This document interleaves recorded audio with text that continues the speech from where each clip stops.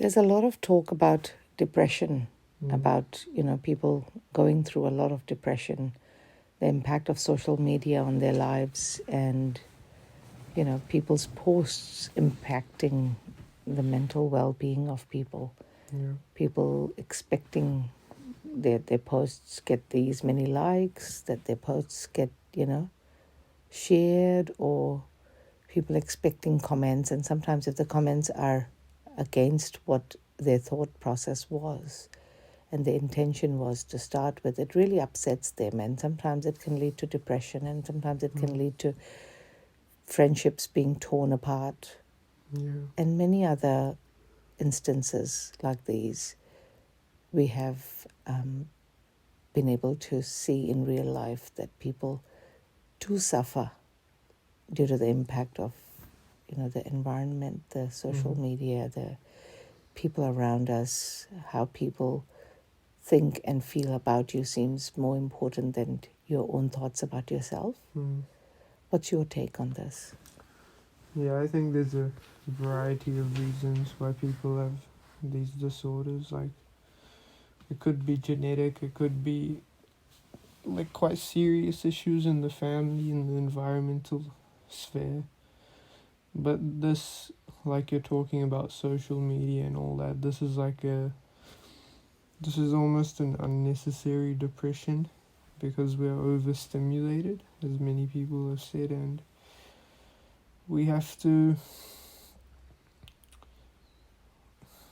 learn to stay away from these sites, I think, and be the most productive we can and the most meaningful contributors to the to existence.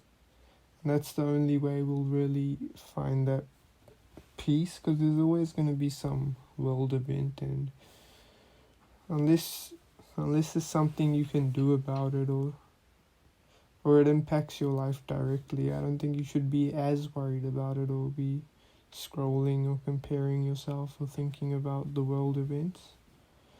I think that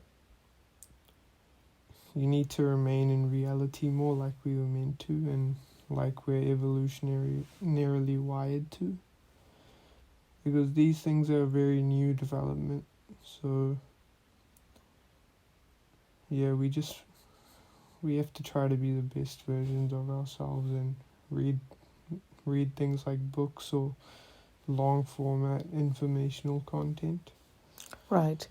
Now, but the thing is, a lot of people are on social media, and a lot of people choose to be on it, and they do get impacted, because we're emotional beings, by words, by comments, by, because there's no pictorial representation of how the other person might be commenting. It might be in a happy tone, it might be as a joke, but some people cannot take the joke, and then this leads them to either be angry, depressed, or just pull themselves away from from being a part of the society, and just live in their own little worlds there. And most people find it hard to have a conversation with anyone, because they are just on the best conversation they can have is when they're not face to face, which is on social media. Why do you think there is a lot of impact of social media on us? Does it affect the way we think, the way we function? Yeah, I would say it does. My point was that you need to minimize it, especially if you're overly addicted to it. But I'm interested in your thoughts. What do you think is the solution? I'm not 100% sure here. However, I believe that minimizing social media and being more outgoing, and doing more sports activities, or being involved in social clubs where you're actually physically interacting with a person. Yeah.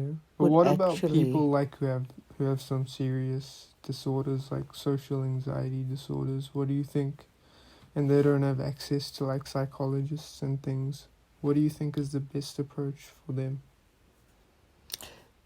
Do you have any idea on this? Um, I don't know. I think it comes a lot to the mindset, and first of all, you have to. This is just an idea that you have to move away from anything that's instantly gratifying, because that will only pull you back.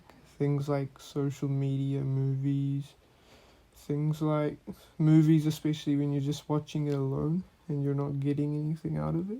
You're just mindlessly watching it, and things like junk food or fast food and all that, that's only going to push you back. So I think you have to develop your inner confidence and things just by doing more long-term things, Right. becoming more mentally strong. And then slowly, when you're away from these things, I feel that your own confidence will start to come, and you'll do a lot of that internal mental work. Right.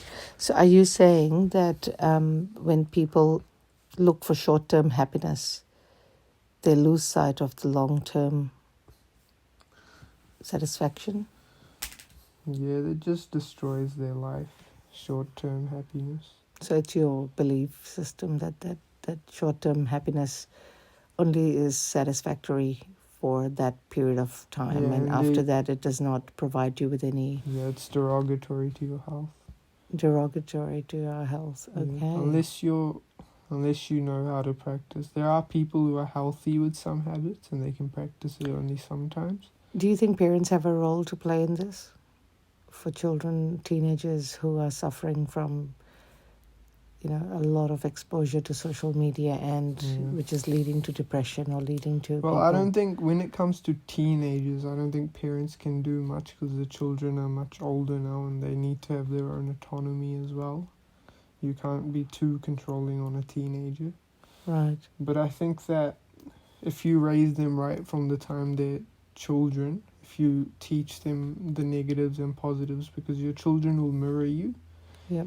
And they'll learn, and they'll be more, if you keep technology away from the house, they'll be more immersed in things like books or playing outside or these things, and the exposure will only come from like outside, from friends' houses, from school. And they won't have that negative habit or loop of being addicted to these things or needing these things. But I understand that parents have to give it as well, because they can't give all their time to their kids because they're always working and all that. Mm. So yeah, it is a big complicated problem, but I think the parents, if you're ready to be a parent and then you have children and you know how to handle them, how to teach them to live healthy life, then they won't have as bad a start as people who are exposed to these toxins like early on. Right. But sometimes some people are not really ready to be parents, but they become parents. Yeah. So it's not always about being ready, really, because life is sometimes not planned and happens spontaneously and happens in the moment. Yeah. So what can those parents then do about it? Can they still be good parents? Well, I think first of all, they need to, if there's a habit their child's doing, but they're also doing it, they need to start fixing it for themselves, so that their children can have a good role model at least, especially if they're young. Right. And it Very can good point. turn their life around if you're concerned with that. Right. So first work on yourself. Yep. And then you'll be able to support your own children. It's like on the aeroplane where they say that, first put the mask on yourself, the oxygen mask, before you help your own children, just so that you can help them actually once you've got the right amount of oxygen going in your body. Yeah. Isn't that? So once you're sorted, you'll be able to help sort others, Yeah. with a sorted mind.